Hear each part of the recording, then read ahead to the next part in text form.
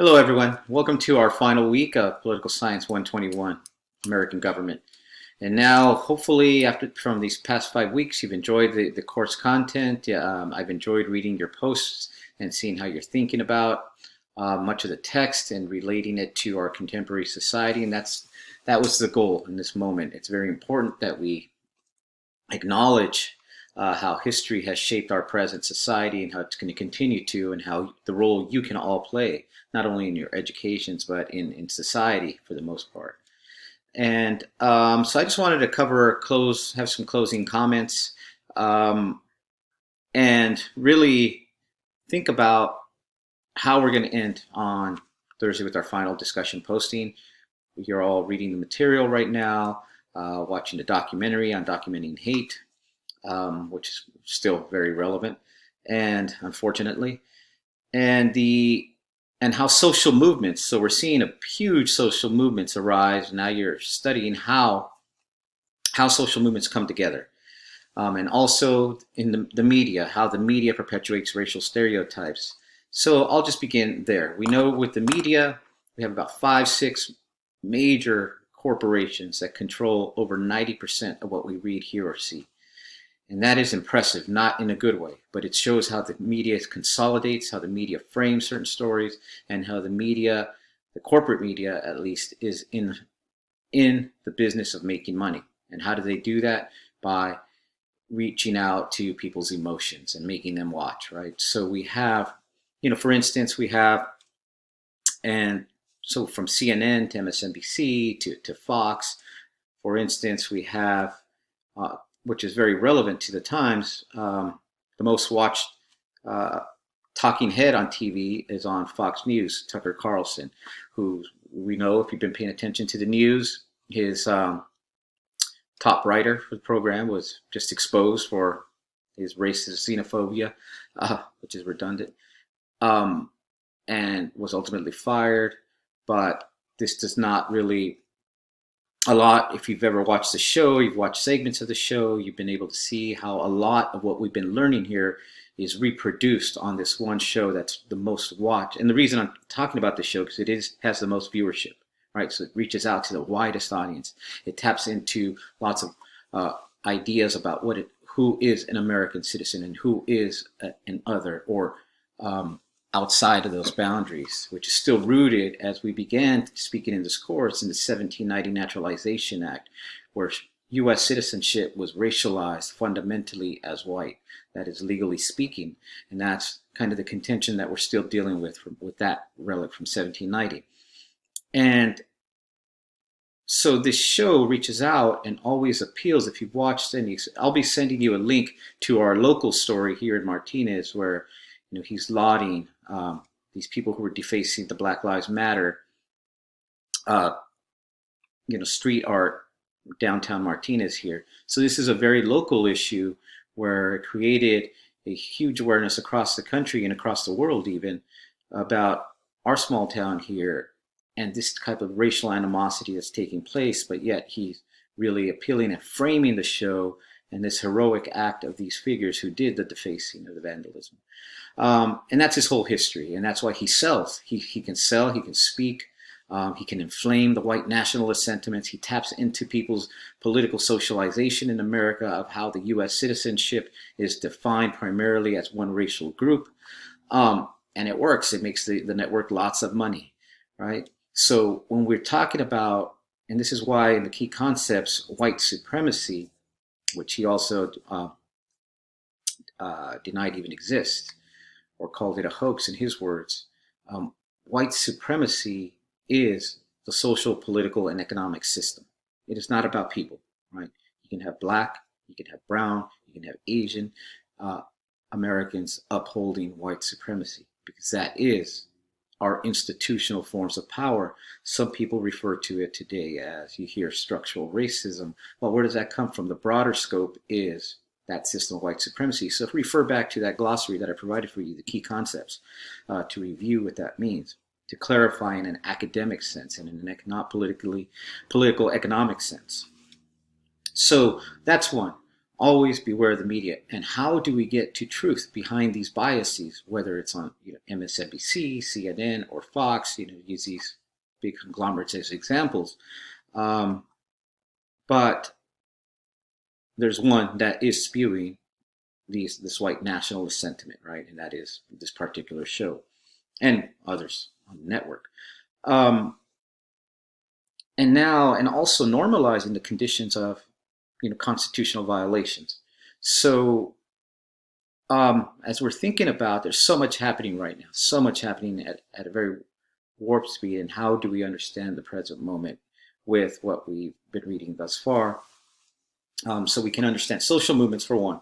As I mentioned, we have multiple social movements that have been occurring. We began the course thinking from the philosophical point of view of Black Lives Matter, right? Black lives, Judith Butler says, have never mattered. And that's the claim, to be part of the universal call that all lives matter. Yes, we know all lives should matter as a human essence should, ought to, right? That's the ought to question, the moral question. But the reality has been certain lives have never been allowed to fulfill or enter that realm of the universal human. And that is now contested in this political moment that we're living. So, and we see people who are contesting that. The example, if you've been paying attention to Portland, Oregon, and what's happening there, and in other spaces where people who are protesting are now being kidnapped off the streets, right? And these are moments that we should be very wary of. We should be very alarmed that the federal government is moving into these localities, again, violating that concept of federalism. Remember chapter 3 when we talked about the cooperation between the federal government, the states, and local entities. And not only that, but the constitutional violations of persons and citizens of the United States. When people begin to be captured for simply voicing their disapproval or even engaging in any acts of civil disobedience, and the federal government is sent in unmarked vehicles and begins to round people up, we should all be alarmed. That doesn't matter if you're conservative, if you're progressive, whatever you are on the political spectrum, that is call for alarm, because we see the rise of an authoritarian state regime, which is being, again, framed by a particular network as being part of this law and order entity. So that those terms, law and order, should also alarm us. What do they really mean? We all want peace, we all want security. But as Benjamin Franklin said, one of the framers, if you are willing to give up some of your liberty for security, then you deserve neither. Right? Because that's when you allow the encroachment of a police state that we see occurring on our nation's streets right now, not only in Portland. These are the questions that you took up in your policy paper on the abolition or reform. Abolitionism is an age-old conception of movement that was a social movement that emerged in response to the system of slavery. And some people thought we're defending slavery. Well, they were still saying all lives matter under slavery. Justice is the system the way it is, right? So abolitionists said, no, we must destroy this system.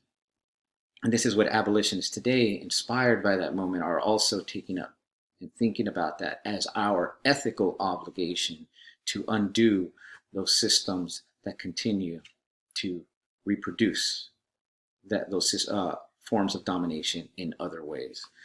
So that is the political. When you enter this class in American government, I mentioned that this was going to be, you were going to get an added value in this course.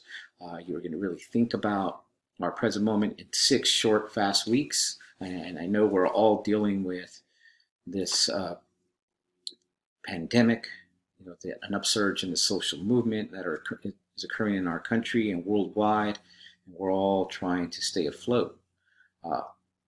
And we see the failures of the federal government and even in our state government, where people at this moment that I'm speaking, we see an upsurge in this pandemic, and there's a lot of uncertainty out there. right? For us coming back in the fall, we don't know if we know we're going to be online, but we don't know the direction of this virus and what shape and form it's going to take, and what responses that the federal government or the state governments or local governments, county governments, just local city councils will take in trying to maintain this virus or defeat it. And we see how the mask, and I hate to laugh, but we see how wearing a mask has become politicized in our entity, which is kind of mind-boggling when it's this simple thing. And people speak of the concept of freedom, that you're in America. I've heard this, and we're free, and you can choose how you wear a mask. And yes, that's right. You can choose to wear a mask or not wear a mask, but you do not have the right to imperil others or the community. That is the bound of the social contract. We have obligations. We have rights, but we also have obligations to each other. So when we think about conceptions of liberty, when we hear people say this and spew this stuff out there in society, we look to political thinkers that informed the founding of the United States, namely John Locke, who says, when you transgress upon somebody else's space, you enter into a state of war. You have violated my space.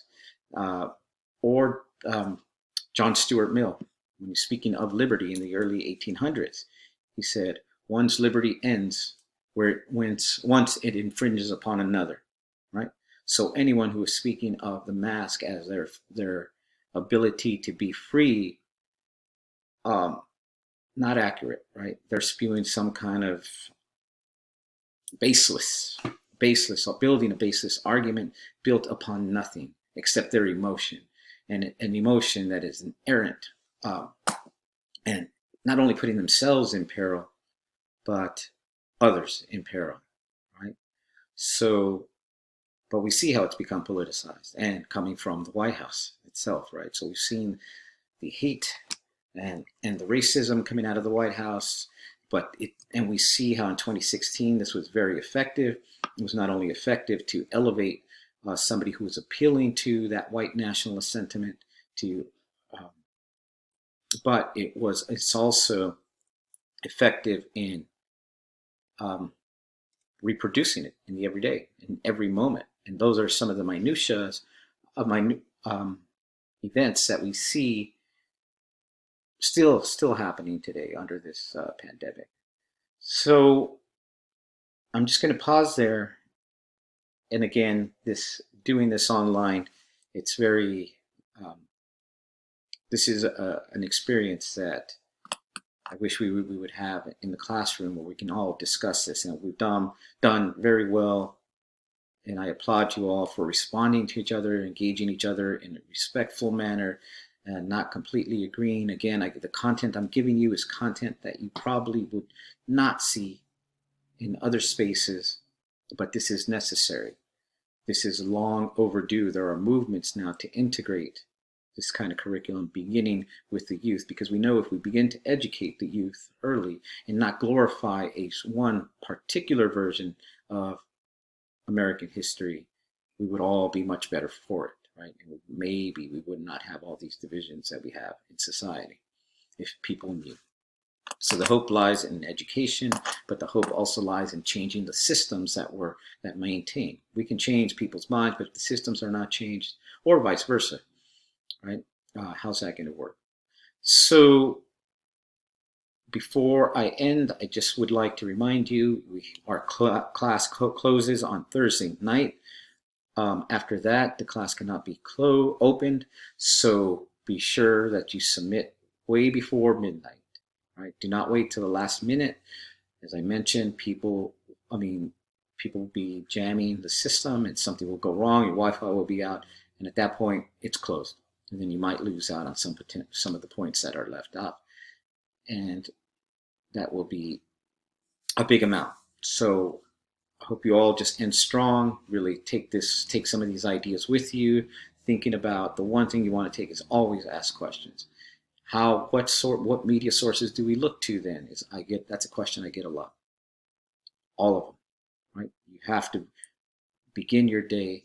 It requires work. It requires going back in time, and as I mentioned, being an archaeologist and uncovering truths that have never been exposed. So bring those to light. So with that, I will see you and enjoy this.